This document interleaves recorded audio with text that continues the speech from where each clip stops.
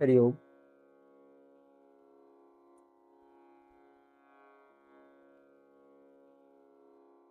സകല ചരാചരങ്ങളിലും കുടികൊള്ളുന്ന, നിറഞ്ഞിരിക്കുന്ന പരമാത്മാ ചൈതന്യമായ ഒരു മഹാശയൻ്റെ പാതാരവിന്ദങ്ങളിൽ ആ പരമചൈതന്യത്തിൻ്റെ അംശങ്ങളായി ഈ ധ്യാന കേന്ദ്രത്തിൽ ഉപവിഷ്ടരായിരിക്കുന്ന പ്രിയ ജീവാത്മാംശങ്ങളിൽ ഈ ലോകത്ത് സകല ചരാചരങ്ങളിലും അടങ്ങിയിരിക്കുന്ന ആ ദിവ്യ സാന്നിധ്യത്തിൻ്റെ മുമ്പിൽ പാതാരവിന്ദങ്ങളിൽ ഗുരുദാസിൻ്റെ ആത്മപ്രണാമം.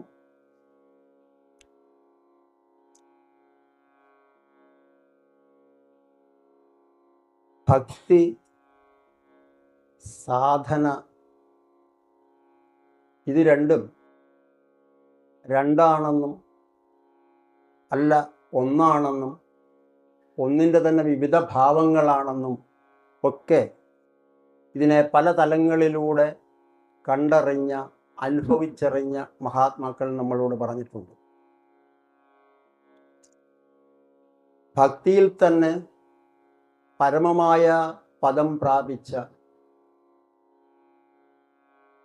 ഭക്തമീരയെപ്പോലെ, മഞ്ജുളയെപ്പോലെ ഉള്ള ദിവ്യാത്മാക്കൾ, അവരുടെ ചരിത്രങ്ങൾ, കഥകൾ നമ്മൾ കേട്ടിട്ടുണ്ട്. ഈ കഥകളെല്ലാം കേൾക്കുമ്പോൾ നാം എവിടെയാണ് എന്നതാണ് നമ്മുടെ അനുഭവമായി മാറേണ്ടത്. സ്വാഭാവികമായും നമ്മുടെ ആചാരാനുഷ്ഠാനങ്ങളിൽ ആമഗ്നരായി കടന്നു പോകുന്ന നമ്മൾ ആരാധനാലയങ്ങളിലൂടെയാണ് ആദ്യമായി ആ സത്യത്തെ തിരിച്ചറിയുന്നത്. ആ സത്യത്തെ തിരിച്ചറിയുവാൻ നമ്മൾ നിത്യവും നമ്മുടെ ആരാധനാലയങ്ങളിൽ ചെല്ലുകയും പ്രാർത്ഥിക്കുകയും സമർപ്പണം ചെയ്യുകയും ഒക്കെ ചെയ്യാറുണ്ട്. സമർപ്പണം ചെയ്തും പ്രാർത്ഥിച്ചും ജന്മം കഴിക്കുന്നവരുണ്ട്. എന്നാൽ നമ്മൾ കണ്ട മൂർത്തിയിൽ എന്താണ് എന്നന്വേഷിക്കുന്നവൻ ആ മൂർത്തിക്ക് അപ്പുറമുള്ള പഞ്ചഭൂതാത്മകമായ പ്രാദേശിക സത്യങ്ങൾക്കും അപ്പുറത്തുള്ള ഒരു പരമമായ സത്യത്തെ തേടാൻ തുടങ്ങും. ആ തേടൽ ഒരു ഘട്ടത്തിൽ അവനവനിൽ കേന്ദ്രീകരിക്കും. ഞാൻ അന്വേഷിച്ചു കൊണ്ടിരുന്ന മൂർത്തി ഞാൻ പോയ ക്ഷേത്രത്തിൽ മാത്രമല്ല, അല്ലെങ്കിൽ അതായിരുന്നില്ല പരമമായ സത്യം, മറിച്ച് അത് എന്നിൽ കുടികൊള്ളുന്നതാണ് എന്നവൻ ബോധവാനാകും. അങ്ങനെ എന്നിൽ ആ പരമാത്മാവ് കുടികൊള്ളുന്നു എന്ന് ഞാൻ അറിഞ്ഞാൽ പിന്നെ അഹങ്കാരത്തിൻ്റെ കുംഭമേളമായിരിക്കും. ക്ഷേത്രങ്ങളിൽ, ആരാധനാലയങ്ങളിലൊക്കെ പോകുന്നവരെ പരിഹാസം സ്ഫുരിക്കുന്ന മുഖത്തോട് മാത്രമേ ഞാൻ നോക്കിക്കാണൂ. ഇവന് വേറൊരു പണിയുമില്ലേ എന്ന് എൻ്റെ ഉള്ളിൽ തന്നെ ഞാൻ ചോദിക്കും. ആ ചോദ്യം എന്നെ കൊണ്ടെത്തിക്കുന്നത് എൻ്റെ ഗുരു എനിക്ക് ഉപദേശിച്ചു തന്ന ഒരു വലിയ സത്യത്തിലേക്കാണ്. ക്ഷണഭംഗുരമായ ജീവിതമാണ് നമ്മുടേത്, ഒരു ബലൂൺ പോലെ. നമ്മൾ ഊതി വീർപ്പിച്ച് നിർത്തിയിരിക്കുകയാണ് നമ്മളെ. ഊതി വീർപ്പിച്ച് നിർത്തിയിരിക്കുകയാണ് എന്ന് പറഞ്ഞാൽ അതിൻ്റെ അർത്ഥം അതിൻ്റെ അവസാനം ഒരു കെട്ടുണ്ട്. ആ കെട്ടിൻ്റെ ബലത്തിലാണ് ഞാനിങ്ങനെ ഊതി വീർത്ത് ഞാൻ എന്ന ധാരണയിൽ നിൽക്കുന്നത്. അപ്പോഴാണ് ഞാൻ പറയുന്നത് അവിടെ പോകുന്നവൻ വിഡ്ഢിയാണ് എന്ന് പറയുന്നത്. എന്നാൽ ഗുരുവിൻ്റെ പാദപത്മങ്ങളിൽ നാം സമർപ്പിതരാകുമ്പോൾ അദ്ദേഹത്തിൻ്റെ നിർദ്ദേശങ്ങൾ നമ്മൾ അതേപോലെ അനുസരിച്ച് തുടങ്ങുമ്പോൾ ഈ ബലൂണിനെ ചെറുതായി നമ്മൾ തിരിച്ചറിയാൻ തുടങ്ങും.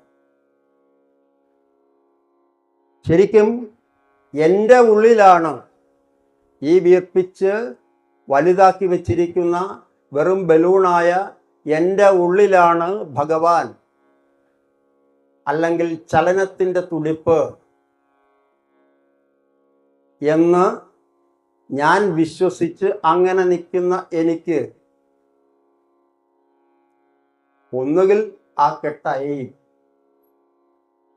ഇല്ലെങ്കിൽ എന്തെങ്കിലും ഒരു മുള്ളു വന്നാ വീർപ്പിച്ച് നിർത്തിയിരുന്ന ബലൂണിൽ കൊള്ളും. ഒരു സംശയവും വേണ്ട, ടപ്പേ എന്നൊരു ശബ്ദത്തോടുകൂടി ഈ ബലൂൺ ഇല്ലാതാകും.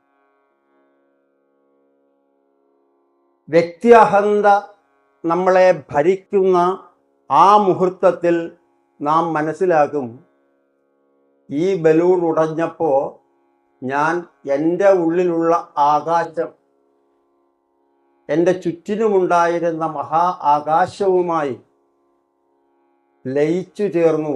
അതായിരുന്നു സത്യം. ആ സത്യം മനസ്സിലാക്കുമ്പോൾ എനിക്ക് മറ്റൊരു സത്യം കൂടി മനസ്സിലാകും.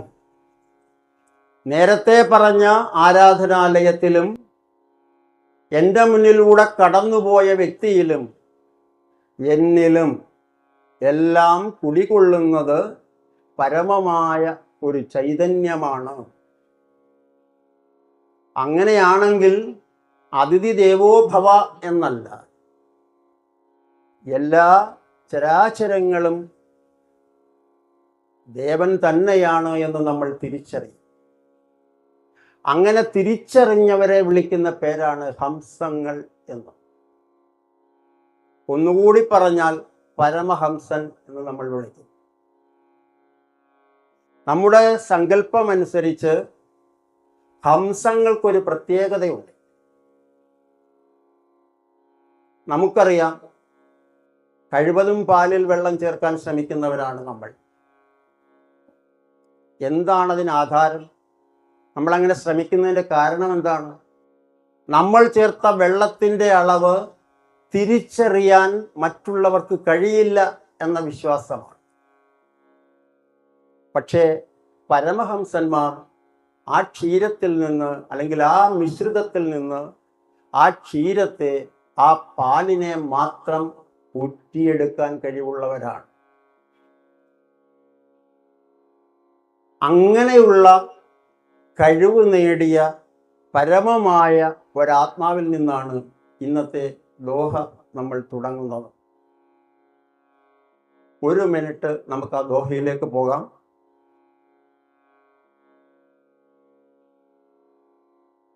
സകൽ ഹംസ് में राम विराजे, राम बिना कोई धाम नहीं. सब ब्रह्मांड में ज्योत का वासा, राम को सुमीरो दूजा नहीं.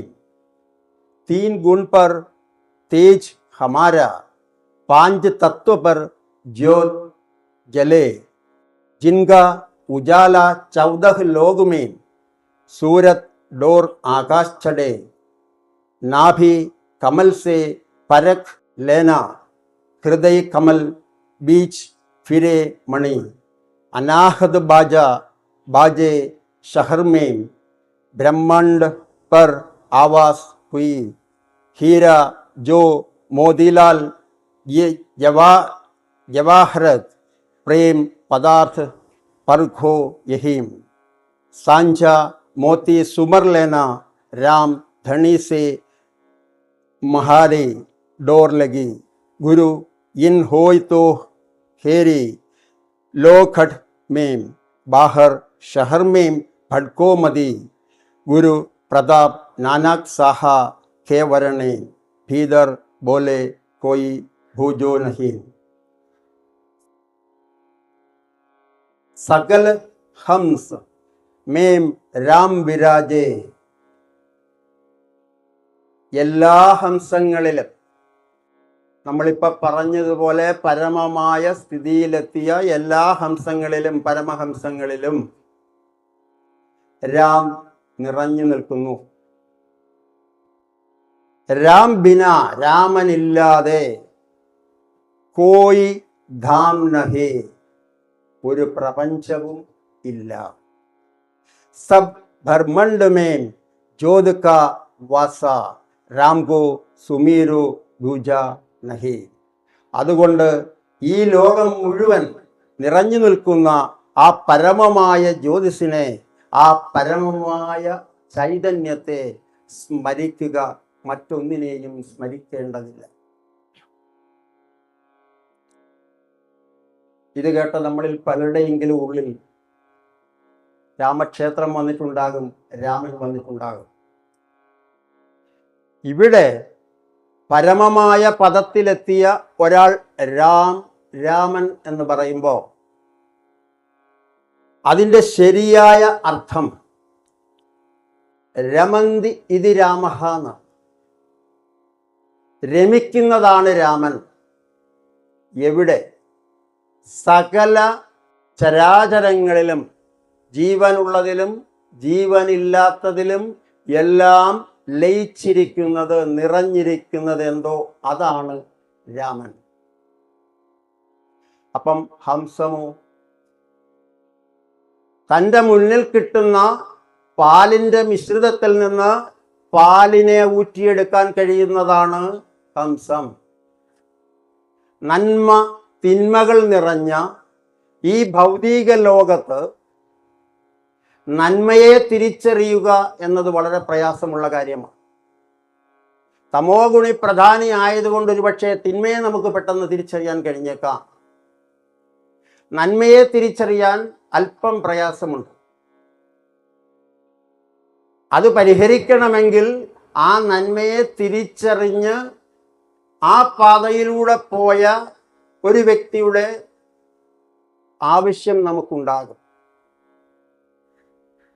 നന്മയെയും തിന്മയെയും തിരിച്ചറിയാൻ കഴിയുന്നതാരോ അവനാണ് ഹംസം. അങ്ങനെയുള്ള എല്ലാ ഹംസങ്ങളിലും നിറഞ്ഞിരിക്കുന്നു രാമൻ, പരമമായ ചൈതന്യം. സബ് ഭർമണ്ട് മേം ജ്യോതിക വാസ രാം കോ സുമീരോ ദൂജോ നഹി. മറ്റൊന്നിനെയും നമ്മൾ ആശ്രയിക്കേണ്ടതില്ല, തിരയേണ്ടതില്ല. നന്മ തിന്മകൾ നിറഞ്ഞ ലോകത്ത് നിന്ന് നന്മയെ വേർതിരിച്ചെടുക്കാനുള്ള കഴിവ് നേടിയെടുക്കുകയും ആ നന്മയിലൂടെ ഈ ലോകമാകെ നിറഞ്ഞു നിൽക്കുന്ന പരമമായ ചൈതന്യം, ആ ചൈതന്യത്തെ തിരിച്ചറിയാനും നമ്മൾ ശ്രമിക്കണം.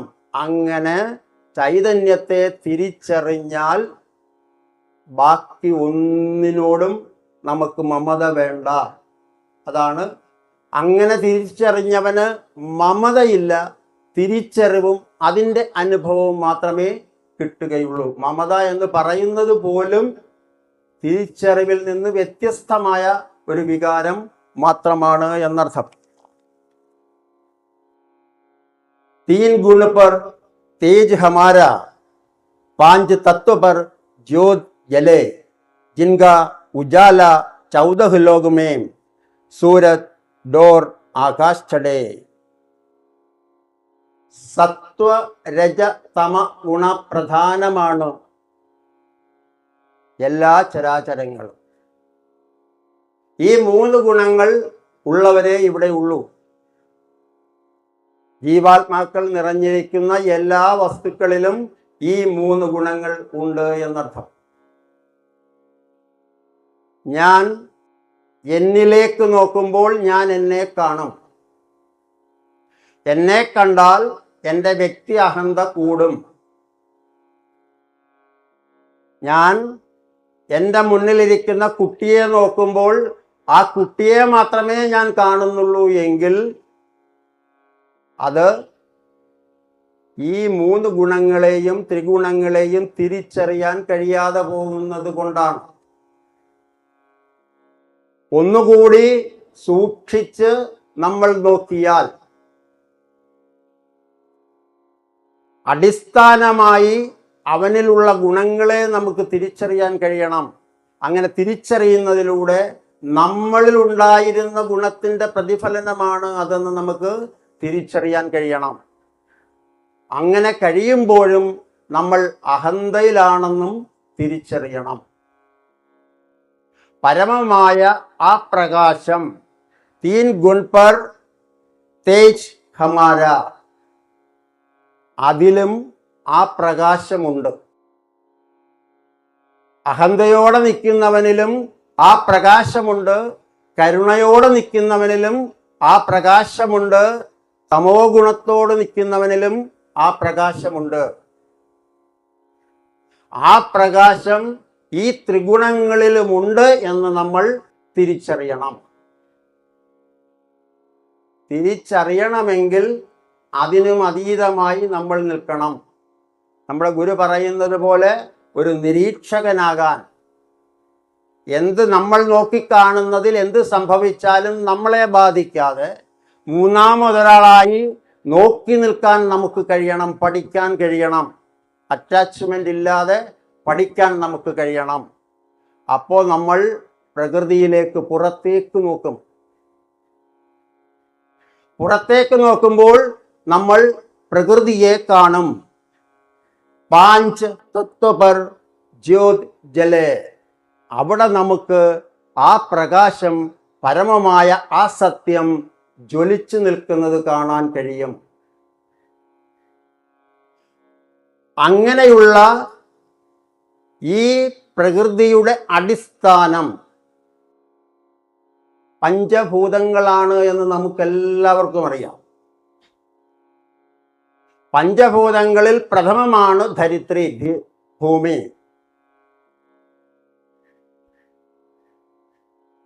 എല്ലാത്തിനും അടിസ്ഥാനമായി നിൽക്കുന്നതാണ് ഭൂമി. ഭൂമിയിൽ നിന്നും നമ്മൾ അഗ്നിയിലേക്ക്, ജലത്തിലേക്ക്, ജലം നിലനിൽപ്പിന്റെ ദ്രാവകാവസ്ഥയാണ് ജലം. ഒരു നിമിഷം പോലും ജലമില്ലാതെ നമുക്ക് നിലനിൽക്കാൻ പറ്റില്ല. ഉള്ളിൽ ജലമുണ്ട്, പുറത്ത് ജലമുണ്ട്, കാണുന്നതിലെല്ലാം ജലമുണ്ട്. ജീവന്റെ തുടിപ്പാണ്, അല്ലെങ്കിൽ ജീവന്റെ നിലനിൽപ്പിന്റെ ദ്രാവക അവസ്ഥയാണ് ജലം. ആ ജലത്തിൽ എങ്ങനെയാണ് നമ്മൾ തിരിച്ചറിയുന്നത്? ശീതസ്പർശമാണ് അതിൻ്റെ ഗുണം. എപ്പോഴും നമ്മൾ പറയും തണുത്ത വെള്ളം, ചൂടുവെള്ളം, തണുപ്പ് കുറഞ്ഞ വെള്ളം.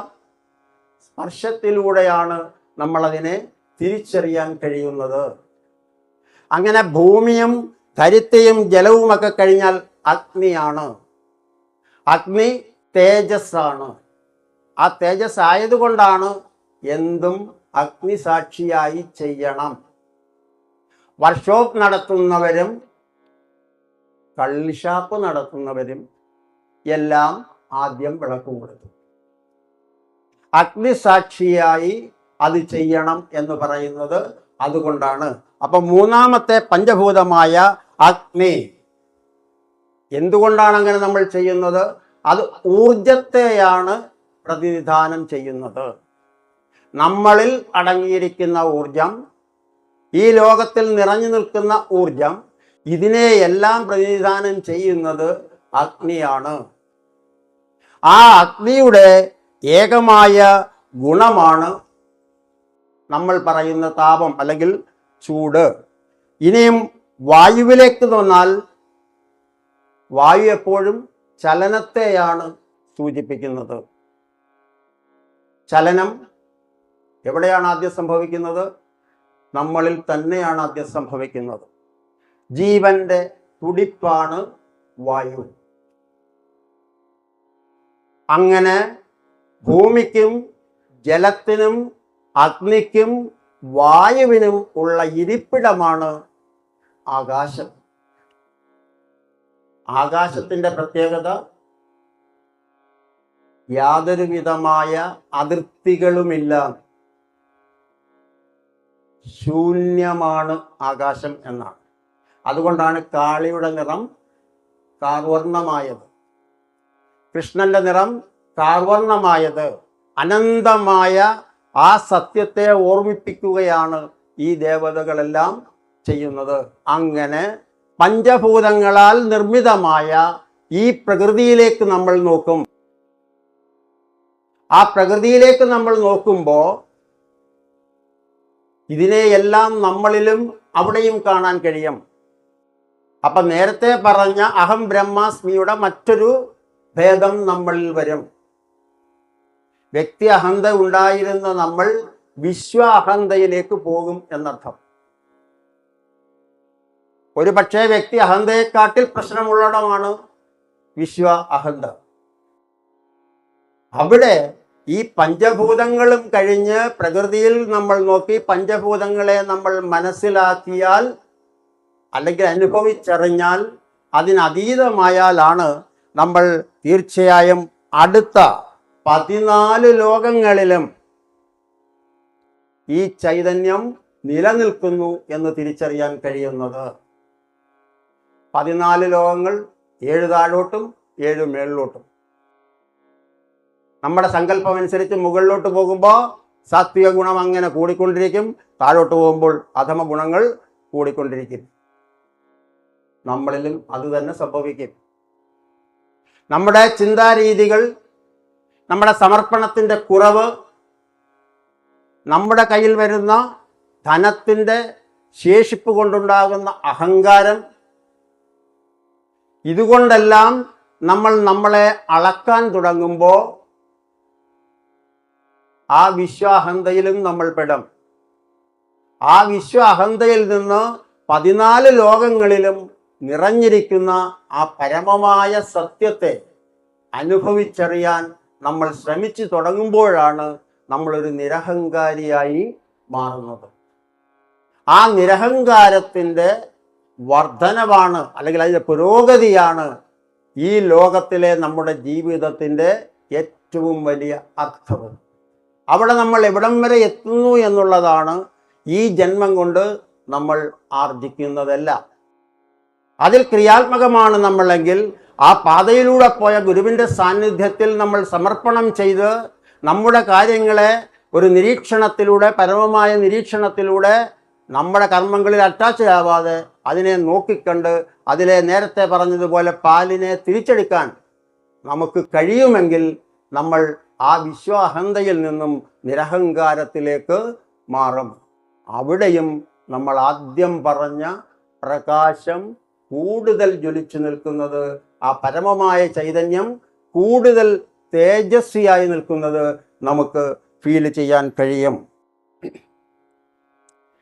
നാഭി കമൽ സേ പരഖ് ലേന, ഹൃദയ കമൽ ബീച്ച് ഫിരേ മാനി, अनाहद बाजा बाजे शहर में ब्रह्मांड पर आवाज हुई. നമ്മുടെ സങ്കല്പങ്ങൾ അനുസരിച്ച് നമ്മുടെ ശരീരത്തിൽ 7 ഊർജ കേന്ദ്രങ്ങൾ ഉണ്ട് എന്നാണ് പറയുന്നത്. ശരിക്കും നമ്മൾ തന്നെ ഊർജമാണ്, അതില്ലെങ്കിൽ പിന്നെ നമ്മൾ ശവമായി എന്നാണ്. അപ്പോൾ ആ 7 ഊർജ കേന്ദ്രങ്ങളിൽ 2 കുറിച്ചാണ് ഇവിടെ നമ്മളോട് പറഞ്ഞു മനസ്സിലാക്കാൻ ശ്രമിക്കുന്നത്. ആദ്യത്തേത് നാഭി താമര അല്ലെങ്കിൽ മണിപൂരക ചക്രം.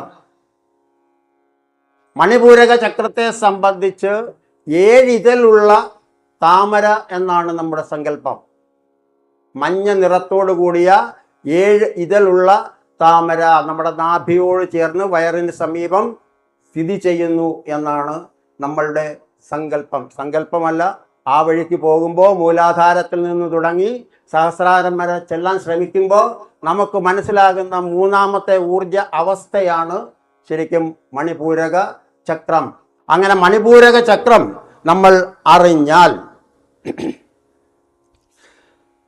ഇത് നമ്മളോട് പറയുന്നത്, അല്ലെങ്കിൽ ഇതിൻ്റെ കർത്തവ്യം, നമ്മളിലെ ദഹനശക്തി അല്ലെങ്കിൽ ആത്മവിശ്വാസം, അതുമല്ലെങ്കിൽ താപനില, ഈ 3നെയും നിർത്തേണ്ടടുത്ത് നിയന്ത്രിച്ച് നിർത്തുന്നതാണ്. ചൂട് നമുക്കറിയാം. തലവേദന ഉണ്ടായാൽ ചൂട് വരും, പനി വന്നാൽ ചൂട് വരും, മറ്റുള്ളവരോട് കയർക്കുമ്പോൾ ചൂട് വരും. അങ്ങനെ പല രീതിയിലാണ് നമ്മുടെ ശരീരത്തിൽ ചൂട് അനുഭവപ്പെടുന്നത്. ഇതിനെ നിയന്ത്രിക്കുക എന്നുള്ളതാണ് ഈ മണിപൂരക ചക്രത്തിൻ്റെ ജോലി. അങ്ങനെ അതിനെ നിയന്ത്രിക്കുമ്പോൾ സ്വാഭാവികമായും ദഹനശക്തി കൂടും. ഇതെല്ലാം നിയന്ത്രണ വിധേയമാണെങ്കിൽ ദഹനശക്തി കൂടും. അങ്ങനെ ദഹനശക്തി കൂടിയാൽ നമ്മളിലെ ആത്മവിശ്വാസം 10 മടങ്ങായി. അതാണ് പറയുന്നത് നാഭി കമൽസേ പരഖ് ലേന. ആ സാന്നിധ്യത്തെ, ഇതിൻ്റെ നിയന്ത്രണത്തിലൂടെ ആ പരമമായ സത്യത്തിൻ്റെ സാന്നിധ്യം നമ്മൾ തിരിച്ചറിയണം. ആ സാന്നിധ്യത്തെ തിരിച്ചറിയുമ്പോൾ നമുക്കൊരു കാര്യം മനസ്സിലാകും. ഹൃദയ താമരയ്ക്ക് അനാഹത ചക്രം, അതിൻ്റെ നടുവിൽ സ്ഥിതി ചെയ്യുന്ന, തിളങ്ങി നിൽക്കുന്ന, ചെറിയ ചലനശേഷിയോടുകൂടിയ ഒരു മണി, അതാണ് ആ ഹൃദയചക്രത്തിൻ്റെ പ്രത്യേകത എന്ന് നമുക്ക് മനസ്സിലാകും. അങ്ങനെ ഒരു മണി നമ്മുടെ ശരീരത്തിൽ ഉണ്ടോ എന്ന് ചോദിച്ചാൽ, കണ്ടറിഞ്ഞവർ, അനുഭവിച്ചറിഞ്ഞവരെല്ലാം പറയുന്നത് ഉണ്ട് എന്നാണ്. ഉണ്ട് എന്ന് മാത്രമല്ല, ആ നിലയിലെത്തിയാൽ, ആ തലത്തിലെത്തിയാൽ ആ അനാഹതമായിരിക്കുന്ന ശബ്ദത്തെ ശ്രവിക്കാം എന്നാണ് പറയുന്നത്. വലിയ കാര്യങ്ങളൊന്നും നമ്മൾ ചെയ്യണ്ട. ഇത് ശ്രവിക്കാൻ വലിയ കാര്യങ്ങളൊന്നും നമ്മൾ ചെയ്യണ്ട. നമ്മൾ ചെയ്യേണ്ടത് സ്വസ്ഥമായി ഒരിടത്തിരിക്കുക. സ്വസ്ഥമായി ഒരിടത്തിരുന്നാൽ സ്വാഭാവികമായും നമ്മൾ ഉറങ്ങും. കാരണം അസ്വസ്ഥനാണ് നമ്മളെപ്പോഴും അസ്വസ്ഥരാണ്. സ്വസ്ഥമായി നമ്മളിരുന്നാൽ നമ്മൾ ഉറങ്ങുമെന്നുള്ള കാര്യത്തിൽ ഒരു സംശയവും വേണ്ട, അല്ലേ? കണ്ണുകൾ അടയ്ക്കും നമ്മൾ. ഇനി ഉറങ്ങാതെ കണ്ണുകൾ അടച്ച് നമ്മളൊന്ന് ഇരുന്ന് നോക്കി. എന്ത് ചിന്തിക്കരുതെന്ന് ധരിക്കുന്നോ അതെല്ലാം ഇങ്ങനെ ഒഴുകി ഒഴുകി ഒഴുകി ഇടിച്ചിടിച്ച് കയറും. നമ്മൾ അവിടെ ഒരു ബലപരീക്ഷണത്തിലേക്ക് പോകും. ഇത് വരരുത് എങ്കിൽ പിന്നെ അതേ അന്ന് കാണും. ബലപരീക്ഷണമാണ് പിന്നെ അവിടെ. നമ്മുടെ ധ്യാനത്തിലും നമ്മൾ ചെയ്തുകൊണ്ടിരിക്കുന്നത് ഏതാണ്ട് അതുപോലെയാണ്. ഗുരുജി എപ്പോഴും പറയും, പുല്ലാങ്കുഴലായിരിക്കണം നമ്മൾ. വരുന്നതിനെയെല്ലാം അതിൻ്റെതായ ഗതിക്ക് തിരിച്ചു വിട്ടാൽ മതി, പോയാൽ മതി. പോകാൻ അനുവദിച്ചാൽ നമ്മൾ അനുവദിക്കില്ല. നമ്മൾ അനുവദിക്കാതെ ഇതിനോടെല്ലാം മല്ലയുദ്ധം ചെയ്യും നമ്മൾ. ഇനി നമ്മളൊന്ന് അനുവദിച്ചു നോക്കിയേ.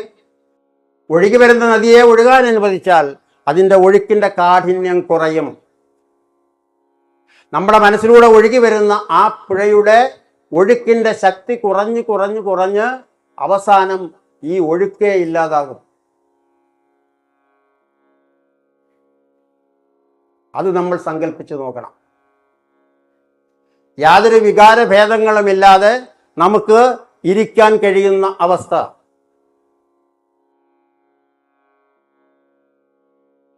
അപ്പോഴാണ് നേരത്തെ അനുഭവിച്ചറിഞ്ഞവർ കേട്ട മണിനാദം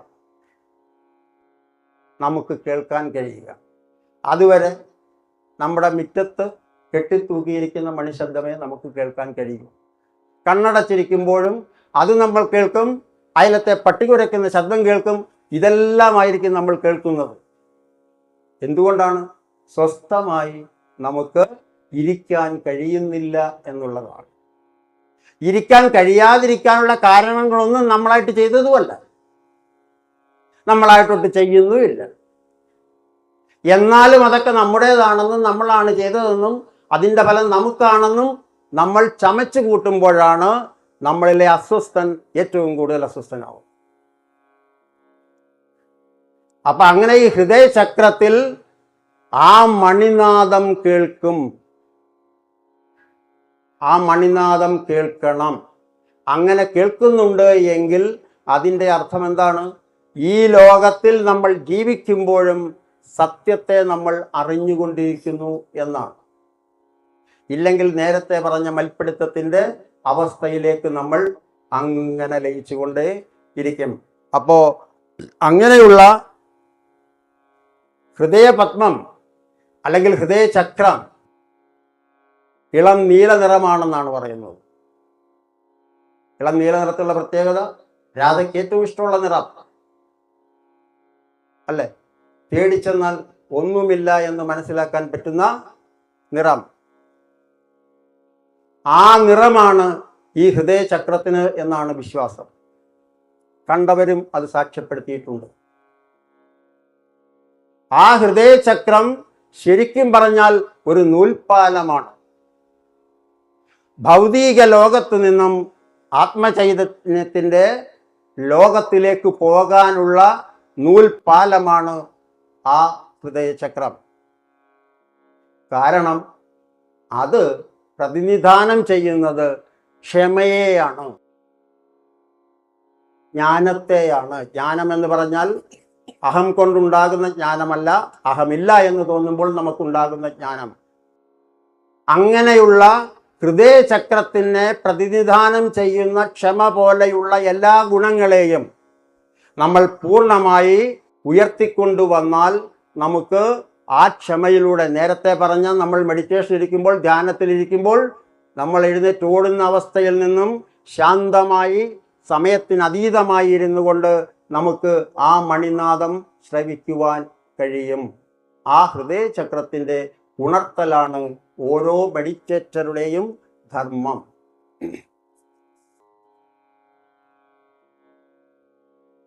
ഹീരാജോ, മോത്തിലാൽ, ജവാഹരത്, പ്രേം, പ്രധാരത്, പരഖോ യഹീം, സഞ്ജാ, മോത്തി, സമർ, ലേന, രാം, ധണീസെ, മഹ്രി, ഡോർ ലഗി. അങ്ങനെ ആ അവസ്ഥയിലൂടെ നമ്മൾ കടന്നു പോകുമ്പോഴാണ് ശ്രീരാമകൃഷ്ണ പരമഹംസർക്കുണ്ടായ വികാരം നമുക്കുണ്ടാകും. എന്താണ്?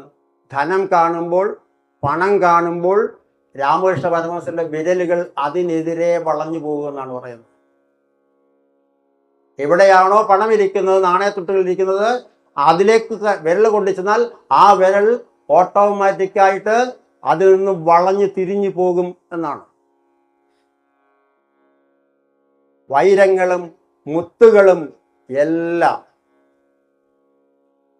വെറും കല്ലുകളാണ് എന്ന് നമുക്ക് മനസ്സിലാക്കാൻ അതിലൂടെ കഴിയും. അവിടെ നേരത്തെ പറഞ്ഞ ജീവന്റെ തുടിപ്പായ ദ്രാവകാവസ്ഥ നമ്മൾ തിരിച്ചറിയും. അല്ലെങ്കിൽ ജീവന്റെ നിലനിൽപ്പായ ജലത്തിൽ നമ്മൾ കണ്ട ദ്രാവകാവസ്ഥയുടെ ഉയർന്ന തലം നമുക്ക് മനസ്സിലാക്കാൻ കഴിയും. അങ്ങനെ ഒരവസ്ഥ, ആ ഒരവസ്ഥയിൽ നമ്മൾ എത്തിയാൽ കല്ലുകൾക്ക് സമാനമായിരിക്കും എല്ലാ മുത്തുകളും. അങ്ങനെ അതിവിശിഷ്ടമായ എല്ലാം എന്ന് പറഞ്ഞാൽ വജ്രവും മുത്തും മാണിക്യവും എല്ലാം, ആ പരമമായ ദ്രാവകാവസ്ഥ, അവിടെ നമ്മൾ കണ്ട ആ ദ്രാവകാവസ്ഥയുടെ ഉയർന്ന തലം, മഹനീയമായ തലം, അതിനെ നമ്മൾ വിളിക്കുന്ന പേരാണ് പ്രേമം. അല്ലേ? ആ ദിവ്യമായ പ്രേമം, പ്രണയം ആർക്കാരോടുണ്ടായത്?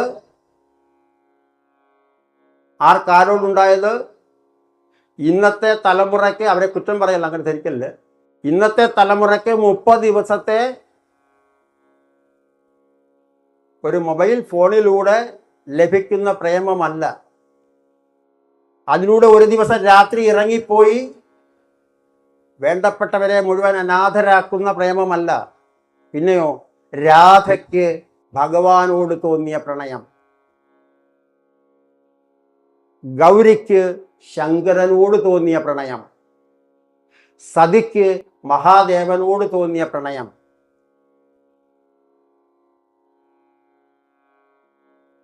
അല്ലേ? അല്ലെങ്കിൽ മീരയ്ക്ക് ഭഗവാനോട് തോന്നിയ പ്രണയം, അതുമല്ലെങ്കിൽ നമ്മുടെ കലിയുഗത്തിൽ മഞ്ജുളയ്ക്ക് കൃഷ്ണനോട് തോന്നിയ പ്രണയം.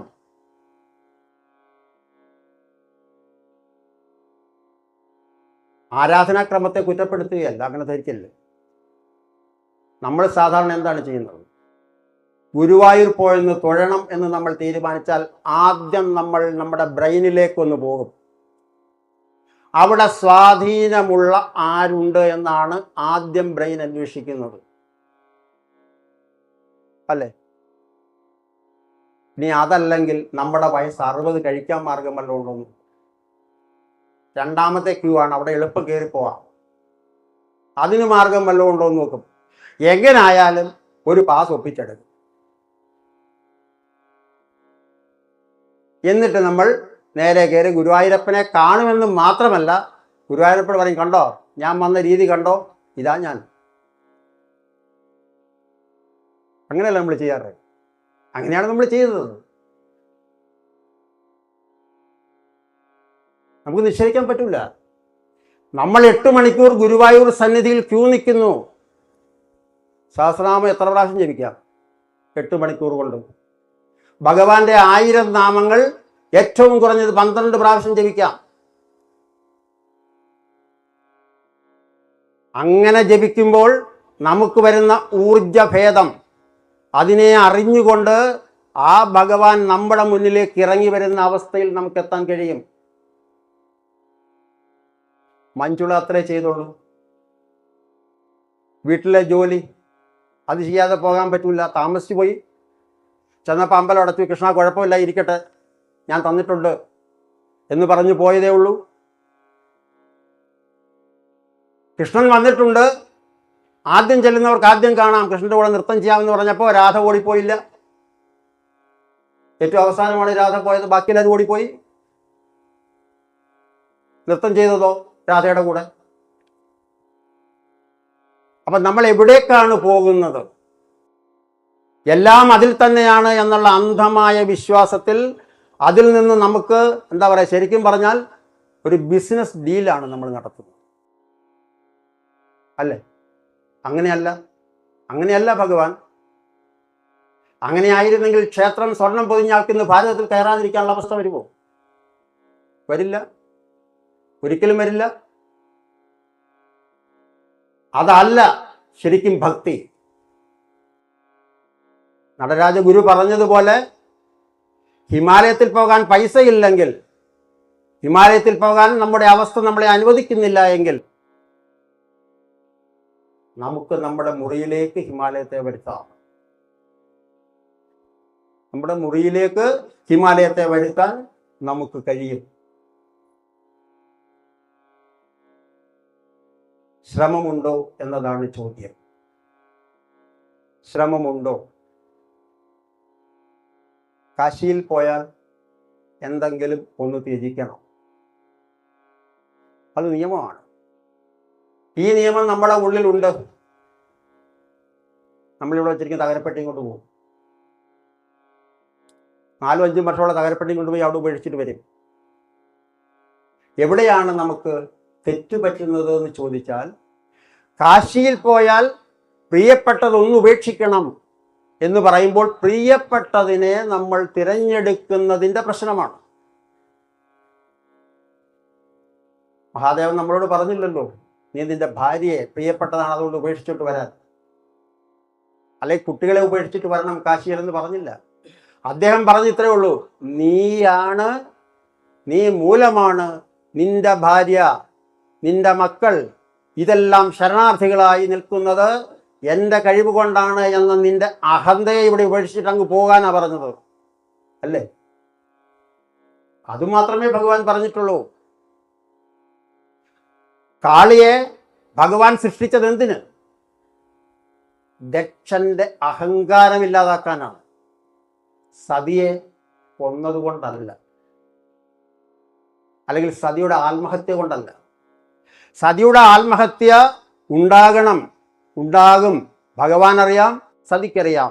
എങ്കിലേ ഗൗരി വരത്തുള്ളൂ. ഗൗരി വന്നെങ്കിലേ ലോകം ഗൗരി ശങ്കരത്തിലേക്ക് പോവുകയുള്ളൂ. പിന്നെ എന്താണ്? അതിലൂടെ ദക്ഷന്റെ അഹങ്കാരത്തെ ശമിപ്പിക്കണം. ഞാനാണ് ശിവൻ എന്ന ധാരണ തെറ്റിയിട്ട് ശിവമായിരിക്കുന്നതാണ് സദാശിവം എന്ന് മനസ്സിലാക്കണം. അങ്ങനെയുള്ള ആ സത്യത്തെ നമ്മൾ തിരിച്ചറിയണം. നാഭി കമൽ സേ പരക് ലേന ഹൃദയ കമൽ ബീച്ച് ഫിരേ മാനി അനാഹദ് ബാജ ബാജെ ഷഹർ മേ ബ്രഹ്മാंड पर आवाज हुई.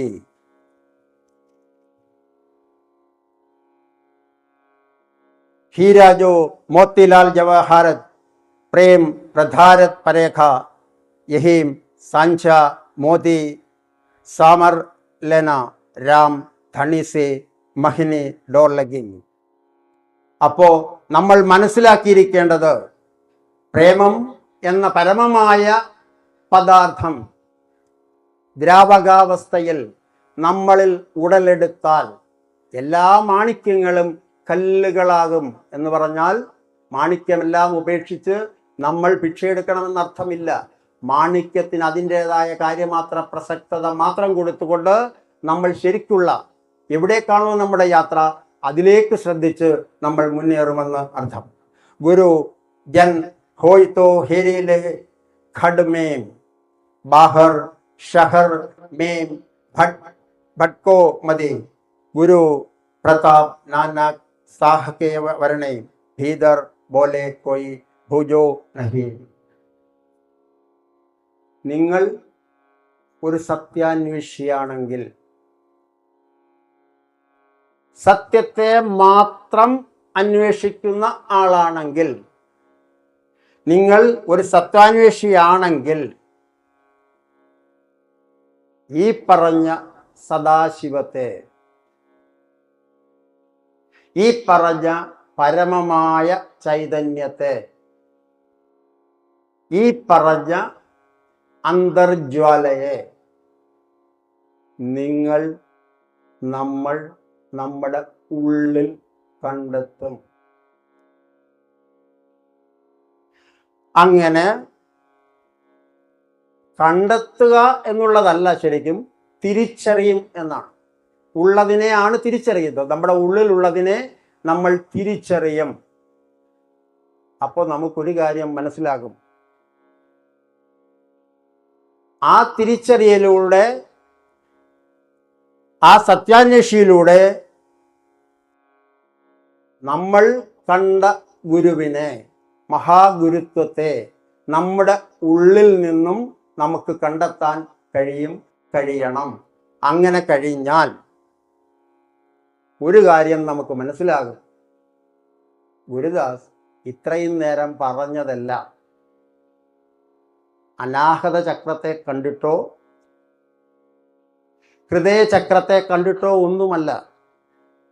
പിന്നെയോ അതെല്ലാം കണ്ടറിഞ്ഞ ഒരു മഹാഗുരുവിൻ്റെ കീഴിൽ ഈ ജന്മം എത്താൻ കഴിഞ്ഞതുകൊണ്ടാണ് അദ്ദേഹം പറഞ്ഞു തന്ന നിർദ്ദേശങ്ങൾ ഇന്നതൊക്കെ ഉണ്ട്, ഇത് സത്യമാണ് എന്ന് അദ്ദേഹം കണ്ടെത്തി അത് നമ്മളോട് പറഞ്ഞു തന്നത് നമുക്ക് ഇങ്ങനെ നിങ്ങളോട് പറയാനും അത് നിങ്ങൾ ശ്രവിക്കാനും ഇടയാകുന്നത് എന്ന് തിരിച്ചറിയണം. ഇതെല്ലാം കണ്ടറിഞ്ഞാൽ പിന്നെ ഒരിക്കലും ഗുരുദാസ് ഇവിടെ വന്നിരുന്ന് സംസാരിക്കുമെന്ന് നമ്മൾ തെറ്റിദ്ധരിക്കാൻ പാടില്ല. ആ പരമമായ സത്യത്തിലൂടെയുള്ള ഒഴുക്ക്, ആ ഒഴുക്ക് പൂർണ്ണമാകണമെങ്കിൽ ആ സത്യം നമ്മളിൽ ഉണ്ട് എന്ന് നമ്മൾ തിരിച്ചറിയുക. ആ തിരിച്ചറിയലിലൂടെ ആയിരിക്കണം നമ്മളുടെ യാത്ര. തീർച്ചയായും അതിന് ഇതെല്ലാം അറിഞ്ഞ് നമ്മളെ നിർദ്ദേശങ്ങൾ തന്ന് ആ നിർദ്ദേശങ്ങളെ പ്രായോഗികമായി നമ്മുടെ ലൈഫിലേക്ക് പകർത്തി ആ ജീവിതം ശരിക്കുമുള്ള പുണ്യമായ ഗംഗയായി ഒഴുക്കാൻ നമുക്ക് കഴിയണം. അങ്ങനെ എല്ലാവർക്കും ഇവിടെ എത്തുന്ന, ഈ ധ്യാന കേന്ദ്രത്തിലെത്തുന്ന ഓരോരുത്തർക്കും വിഹ്വലതകളകന്ന് സ്വപ്രയത്നത്തിലൂടെ, ഗുരുനിർദ്ദേശത്തിലൂടെ ആ പരമമായ സത്യത്തെ തിരിച്ചറിയാൻ കഴിയട്ടെ എന്ന് ഗുരുപാദങ്ങളിൽ പ്രാർത്ഥനാപൂർവം സമർപ്പണം. ഹരി ഓം, ഹരി ഓം, ഹരി ഓം.